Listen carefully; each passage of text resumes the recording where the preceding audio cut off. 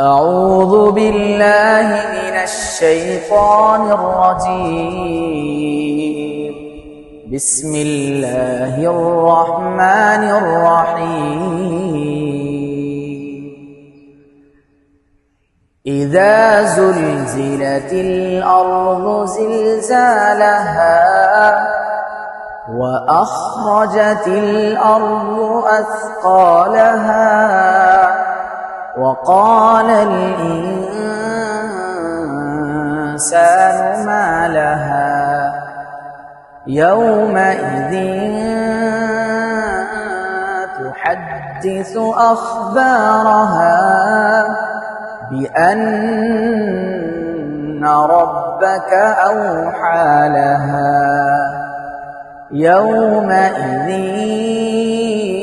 يصدر الناس أشتاتا ليروا أعمالهم فمن يعمل مثقال ذرة خيرا يره ومن يعمل مثقال ذرة شرا يره.